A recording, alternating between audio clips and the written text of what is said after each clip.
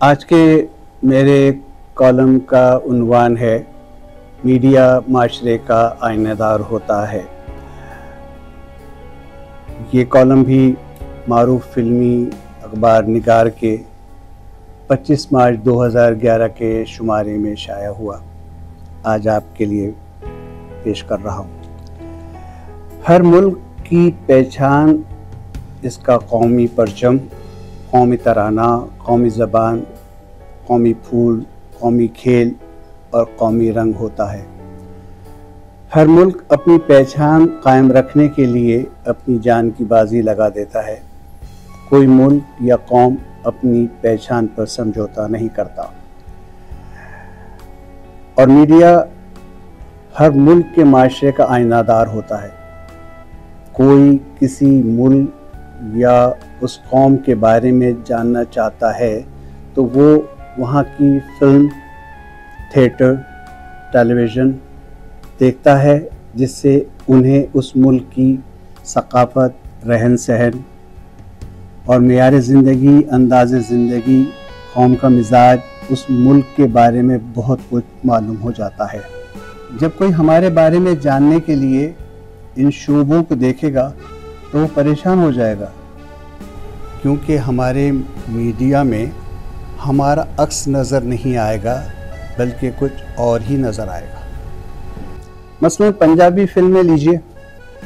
जब ये फिल्में बनना शुरू हुई थी तो पंजाबी ज़बान से ताल्लुक़ रखने वालों ने बहुत एहतजाज किया था, शोर किया था कि इन फिल्मों में पंजाबी कल्चर को जिस तरह पेश किया जा रहा है ऐसा हकीकत में बिल्कुल नहीं है।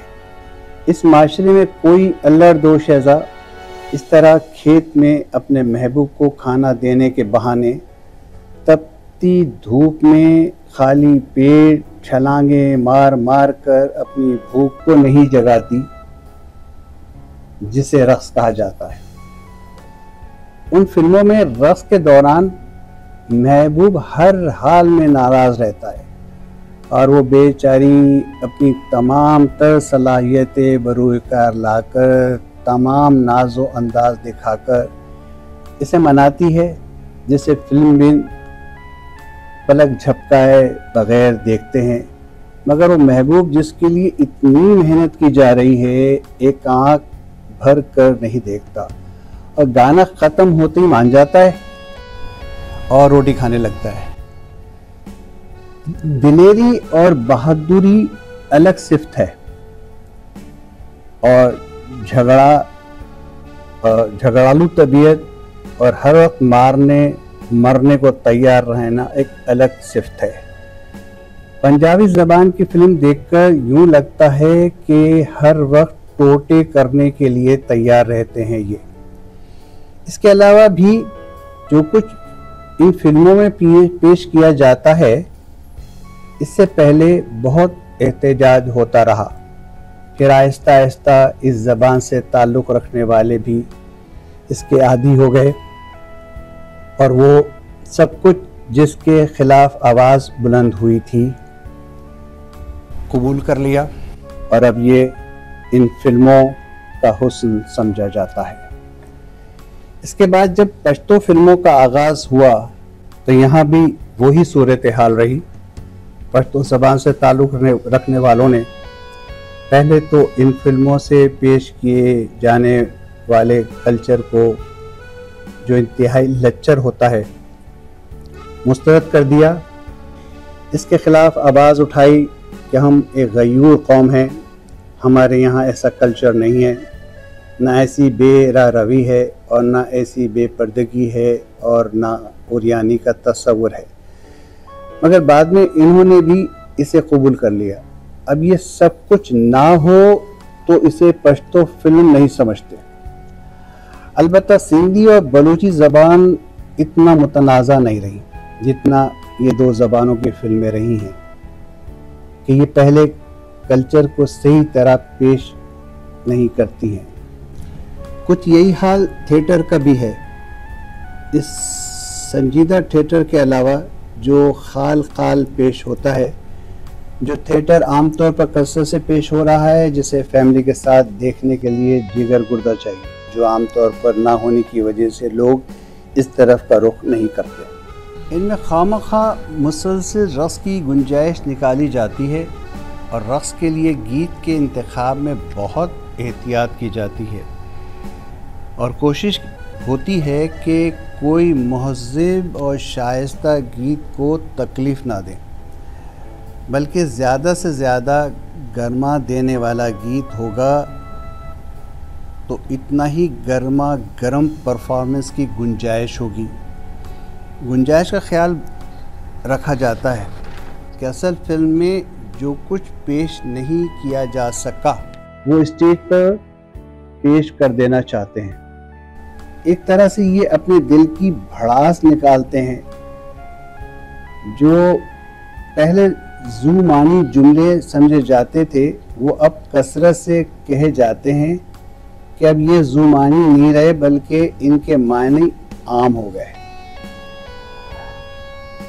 इस पर आए दिन हमारी हुकूमत सिर्फ नोटिस लेती है और कुछ फनकारों पर कुछ दिनों के लिए पाबंदी लगा दी जाती है और ये पाबंदी इन फनकारों की मज़ीद शोहरत का बायस बनती है।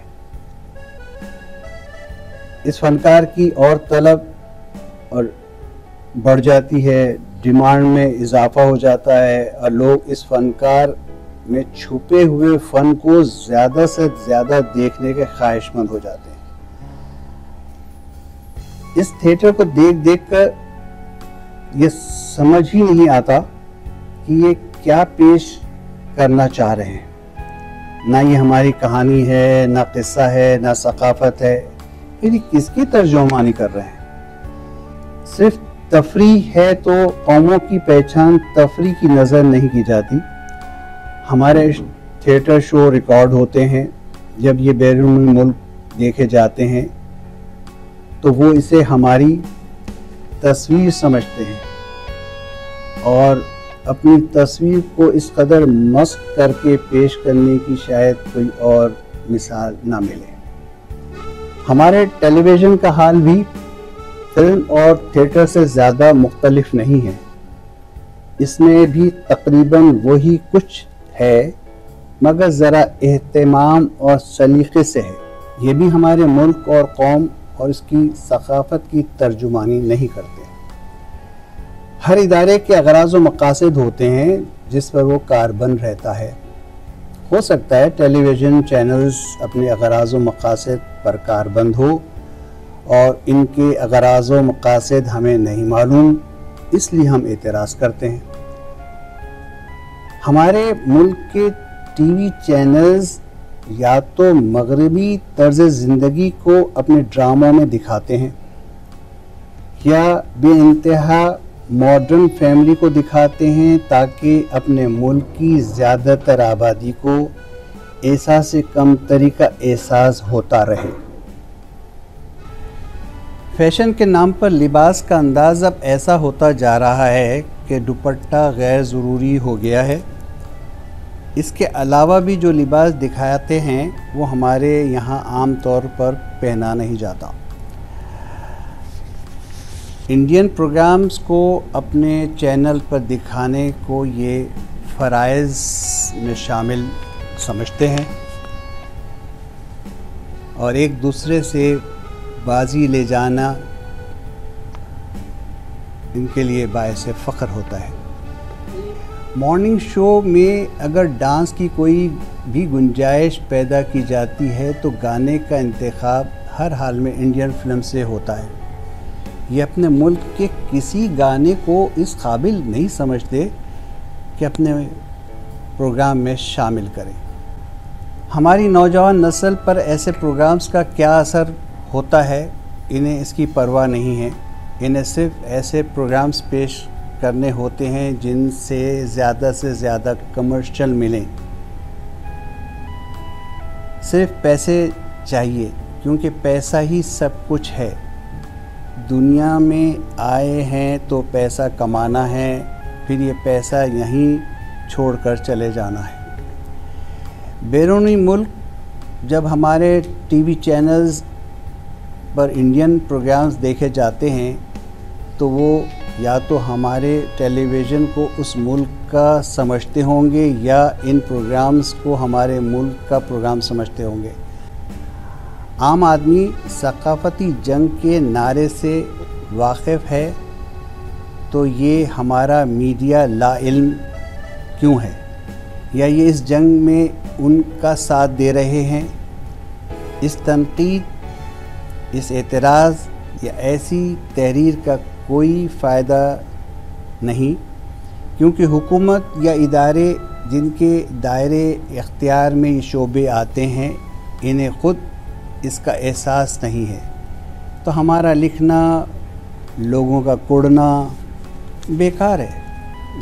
जब हुकूमत और साहिब इख्तियार इदारे ख़ुद दिलचस्पी नहीं रखते अपनी शिनाख्त की हिफाजत को सही तर्जुमानी जो हमारा तशख़्ख़ुस मजरूह ना हो।